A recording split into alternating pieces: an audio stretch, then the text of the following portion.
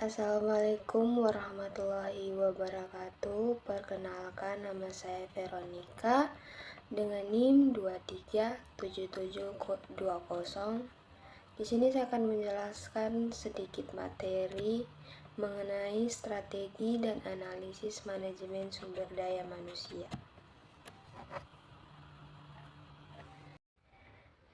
Pembahasan yang pertama, kita masuk pada pengertian manajemen sumber daya manusia.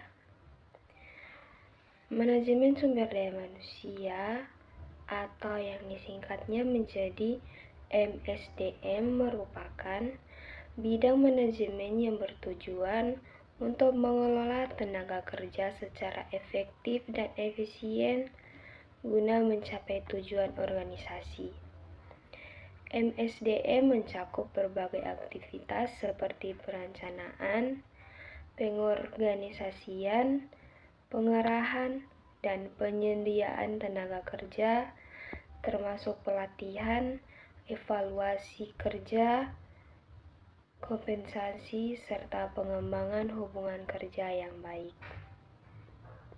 Kita masuk pada pembahasan yang kedua, yaitu proses manajemen strategis. Proses manajemen strategis ini terbagi menjadi 3 proses. Yang pertama itu ada proses perencanaan dan proses perencanaan manajemen. Proses perencanaan manajerial dasar dimulai dari menetapkan tujuan, membuat proyeksi perencanaan dasar, meninjau tindakan alternatif, mengevaluasi opsi terbaik, dan selanjutnya memilih dan melaksanakan rencana yang ditetapkan. Proses yang kedua yaitu perencanaan strategis.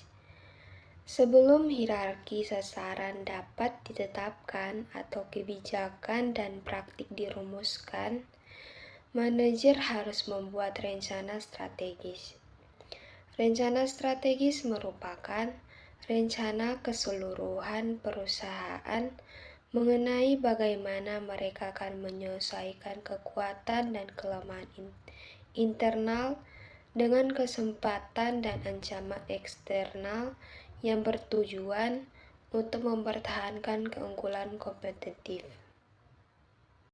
Dan kita masuk pada proses yang terakhir, yaitu proses ketiga, manajemen strategi. Proses untuk mengidentifikasi dan mengeksekusi rencana dengan strategi yang organisasi dengan menyesuaikan kemampuan perusahaan dengan permintaan lingkungan. Kita masuk pada pembahasan yang ketiga, yaitu 8 tahapan proses manajemen strategis.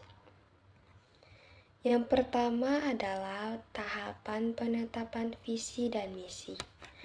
Pada tahap ini, organisasi harus mengidentifikasi visi jangka panjang yang menggambarkan arah dan tujuan yang ingin dicapai. Misi menjelaskan alasan keberadaan organisasi dan tujuan inti yang ingin dicapai. Kita masuk pada tahapan yang kedua, yaitu analisis lingkungan eksternal dan internal. Evaluasi faktor-faktor eksternal seperti peluang dan ancaman di pasar serta tren industri, bersamaan dengan analisis faktor internal yang meliputi kekuatan dan kelemahan organisasi. Hal ini sering dilakukan menggunakan analisis SWOT untuk memahami posisi organisasi di pasar. Kita masuk pada tahapan yang ketiga, yaitu pengembangan rencana strategi. Rencana strategi dirinci dengan membuat taktik, alokasi sumber daya, dan jadwal pelaksanaan untuk mencapai tujuan yang telah ditetapkan. Rencana ini menjadi paduan bagi seluruh organisasi dalam menjalankan strategi. Tahapan yang keempat yaitu implementasi strategi. Tahap ini menerapkan penerapan rencana strategi dalam operasional sehari-hari. Seluruh anggota organisasi harus dilibatkan untuk memastikan bahwa strategi dilaksanakan dengan baik.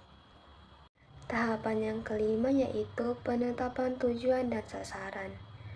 Berdasarkan hasil analisis, organisasi menetapkan tujuan jangka panjang dan sasaran spesifik yang dapat diukur. Tujuan ini harus realistis dan sejalan dengan visi dan misi yang telah ditetapkan. Dan tahapan yang keenam, pemilihan strategi. Setelah tujuan ditetapkan, organisasi harus mengidentifikasi berbagai strategi yang dapat ditetapkan untuk mencapai tujuan tersebut.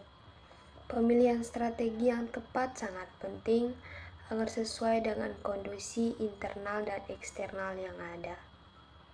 Tahapan yang ketujuh yaitu pemantauan dan evaluasi.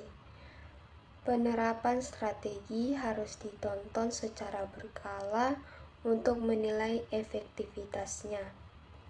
Evaluasi kinerja dilakukan untuk menentukan apakah strategi tersebut berhasil mencapai tujuan yang ditetapkan atau perlu disesuaikan.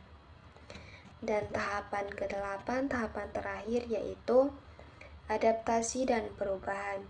Organisasi perlu responsif terhadap perubahan lingkungan, internal dan eksternal.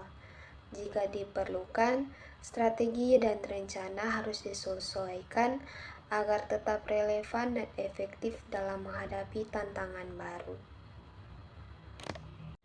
Selanjutnya kita masuk pada jenis-jenis strategi. Strategi terbagi menjadi beberapa jenis, diantaranya yaitu strategi korporat, strategi kompetitif, dan strategi fungsional. Berikut sedikit pembahasan mengenai strategi-strategi tersebut.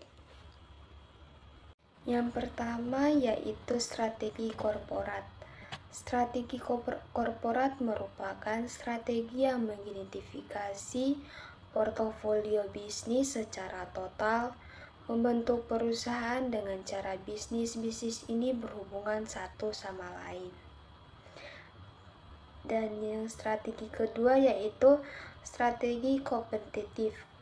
Strategi kompetitif merupakan strategi yang cara membangun dan memperkuat posisi kompetitif jangka panjang unit bisnis dalam pasar. Dan strategi yang ketiga yaitu strategi fungsional. Strategi fungsional merupakan strategi yang mengidentifikasi apa yang harus dilakukan setiap departemen untuk membantu bisnis mencapai sasaran strategisnya. Dan pembahasan yang terakhir yaitu alat-alat manajemen sumber daya manusia strategi. Manajer menggunakan beberapa alat untuk menerjemahkan sasaran strategi perusahaan ke dalam kebijakan dan praktik sumber daya manusia. Alat-alat tersebut diantara lain adalah yang pertama, peta strategi. Sebuah alat perencanaan yang memberi gambaran besar bagaimana kinerja setiap departemen berkontribusi untuk mencapai sasaran strategi perusahaan secara menyeluruh.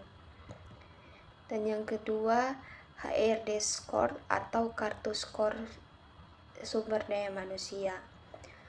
Sebuah proses untuk menetapkan sasaran atau metrik finansial dan non-finansial terhadap rantai aktivitas peta strategi yang berkaitan dengan manajemen sumber daya manusia yang dibutuhkan untuk mencapai sasaran strategi perusahaan. Dan yang ketiga, papan instrumen digital. Digital dashboard ini memberi manajer grafik dan bagan di atas meja dan juga gambar terkomputerisasi mengenai di mana posisi perusahaan pada sebuah metrik dari proses kartu skor sumber daya manusia. Sekian video paparan materi dari saya. Kurang dan lebihnya mohon maaf. Assalamualaikum warahmatullahi wabarakatuh. Terima kasih.